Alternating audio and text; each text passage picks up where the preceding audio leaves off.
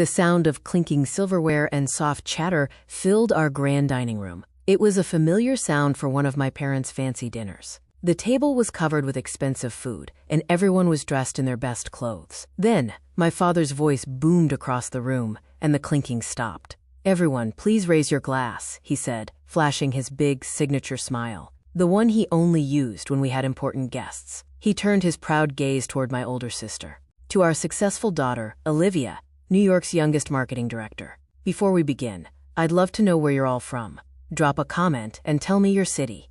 And after you've heard my whole story, be honest. What would you have done in my place? Tell me in the comments below. We read every single one. Now, let's begin." The whole table erupted in applause. Glasses lifted into the air. My sister Olivia beamed, looking perfect as always. The diamond bracelet on her wrist caught the light, as if even her jewelry wanted to brag for her. Then, my mother leaned forward. Her eyes slid toward me, slow and sharp, like a knife. "And let's not forget our other daughter, Riley," she added, her voice sweet and fake. The room chuckled softly. Someone I didn't even know muttered, "The artistic one, right?"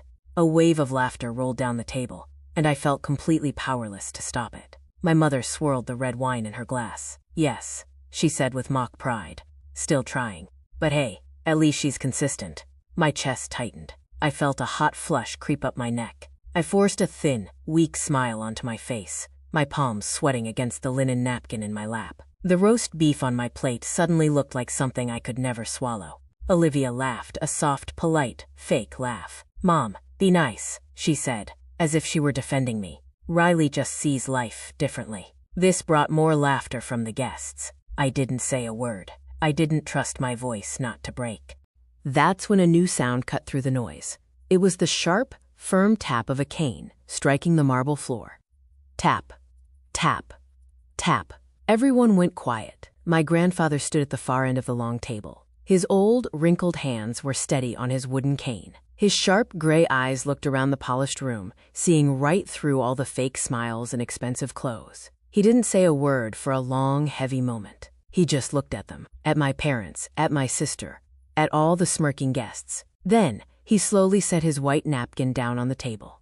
"Then I'll eat," he said, his voice clear and slow, with the one who never asked for praise. Silence. A deep, heavy, utter silence. My father froze, his glass still held high in his toast. My mother's smile stiffened into a strange, frozen shape, and the color faded from her face. Olivia's hand, holding her wine glass, faltered. My grandfather picked up his full plate and his glass. He walked the entire length of the long table, his cane tapping with each step. He pulled out the empty chair right beside me and sat down. He placed his warm, steady hand gently over my trembling one and gave a single, firm nod. "You remind me," he said, loud enough for everyone to hear, "that a person's worth isn't measured by applause." No one dared to speak. The only sound was the loud ticking of the antique clock on the wall. Something broke inside me that night. But it wasn't my confidence. It was the thin, fragile shell of fear I had been living inside for years. Because in that one quiet, powerful gesture, my grandfather showed me I didn't need to prove myself to people who had already decided I was worth less. But I also knew, deep in my soul, that one day I would prove myself. And when I did, they wouldn't be laughing anymore. When I woke up the next morning, the house was as quiet as a stage after the play is over and everyone has gone home. You could still feel the echoes of the night before, the heavy silence that had followed my grandfather's words. I had gone to bed without saying a word to anyone, but I didn't sleep. I just stared at the ceiling of my childhood bedroom, listening to a storm outside. I realized that sometimes, it isn't the thunder that wakes you up. It's the quiet, crushing feeling of humiliation. As the sun rose, I got out of bed. I pulled my old duffel bag from the closet. My hands shook as I stuffed my favorite sketchbooks, my laptop, and a few changes of clothes into it. But the shaking wasn't from fear. It was from something that felt almost electric. It felt like freedom.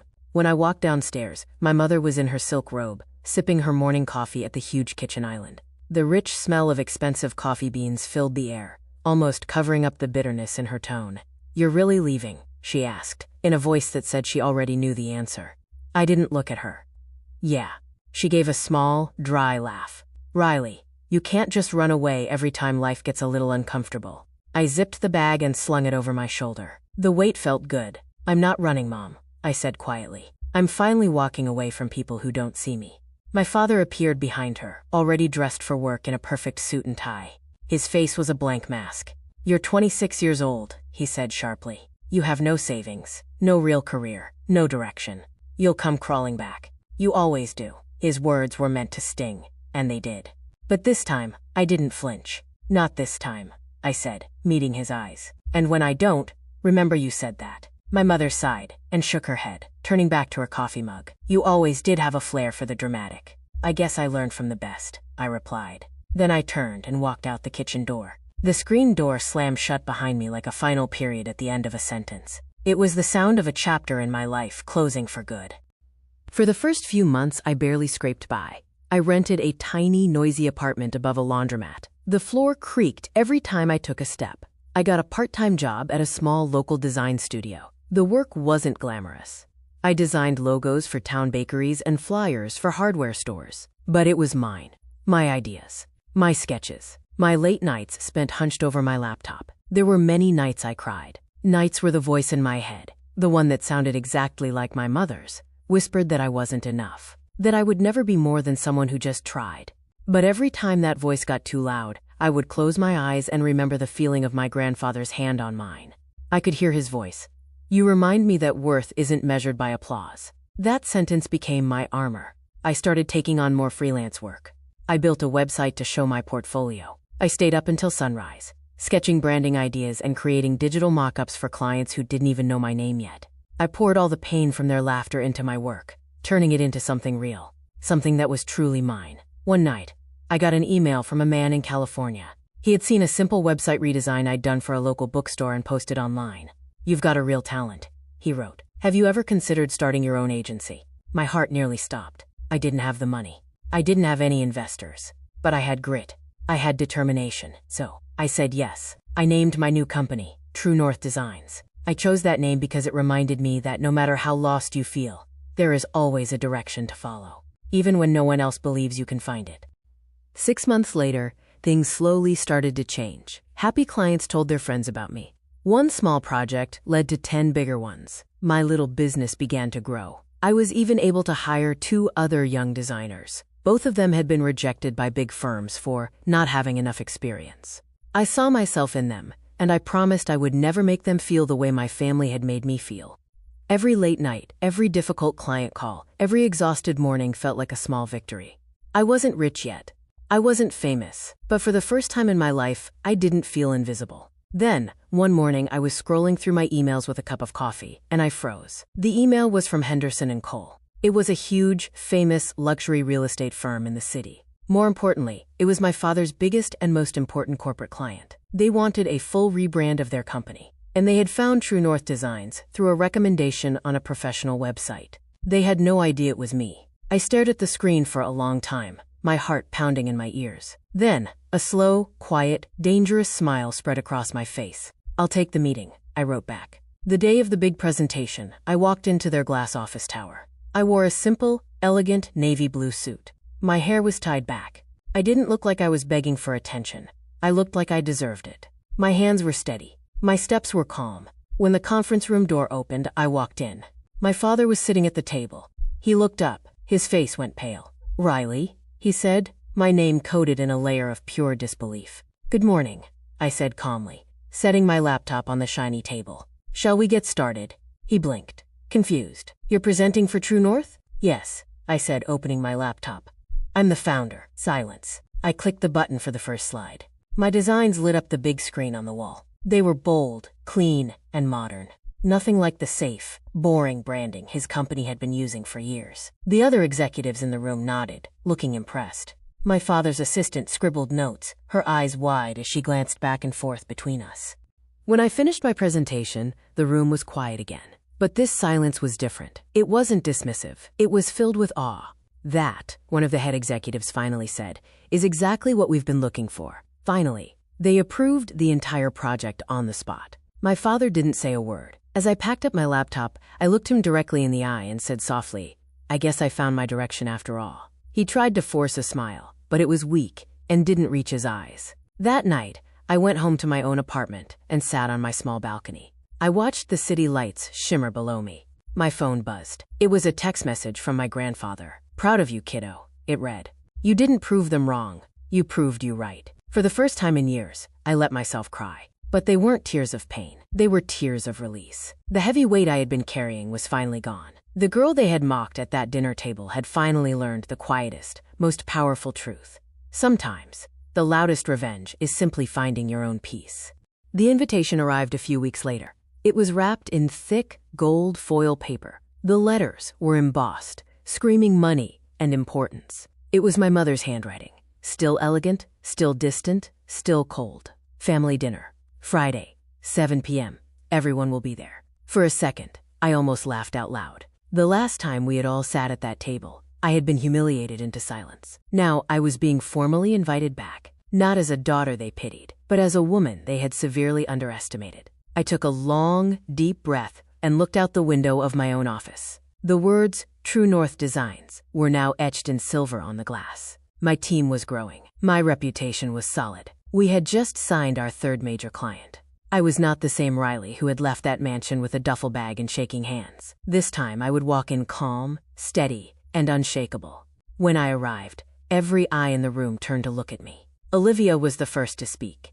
"Wow, Riley, you look different." Her tone was soft, but it carried that familiar mix of surprise and a little bit of discomfort. She wasn't used to having to look up at me. My mother forced a smile that looked like it took a lot of effort. "Riley, honey, so glad you could make it."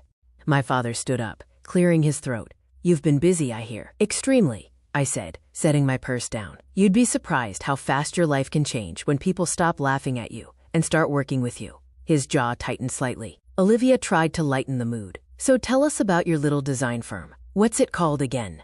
"True North Designs," I replied evenly. "We just finished a major rebranding project for Henderson & Cole." My father's fork froze midair.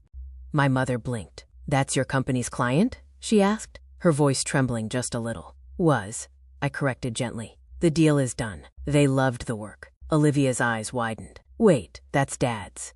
"Olivia." My father interrupted quickly, his tone sharp. "That's enough." But it was too late. The realization was now hanging in the air, clear for everyone to see. The prestigious firm they loved to brag about, my father's crown jewel client, had unknowingly hired me. And I had delivered better results than he ever had. The room went completely still. You could hear the faint, delicate hum of the crystal chandelier above us. Then, a slow, steady clapping broke the silence. Everyone turned. It was my grandfather. He was smiling, calm and proud, his eyes glimmering with that same fire I remembered. "I told you," he said softly to the room. "The one who never asked for praise would earn it anyway." My mother tried to recover, her voice shaking between shock and a strange, new pride. "Riley, sweetheart, why didn't you tell us? We could have celebrated." I looked straight at her. "You don't celebrate what you don't believe in." My father exhaled loudly, leaning back in his chair. His pride was clearly wounded, but he couldn't deny what had happened. "You've done well," he said finally. "No," I said, my voice gentle but firm. "I became well." I didn't say it with anger. I said it with a deep, quiet peace. The kind of peace that only comes when you are finally standing on your own solid ground. My grandfather chuckled under his breath. "Well," he said, rising slowly to his feet with his cane. "Looks like I'm sitting with the right one again." That dinner didn't end with laughter or cruelty. It ended with a heavy, thoughtful silence, the kind that comes when the truth finally gets to have the last word. As I walked out that night, the moonlight caught the edge of the glass door, and I saw my reflection. I looked calm, confident, and untouchable. The girl who once sat quietly, trying not to cry, was gone. In her place stood a woman who had taken every insult and turned it into fuel. She had used every bit of doubt as motivation, and for the first time in my life I didn't need their approval. I had my own, and that was more than enough.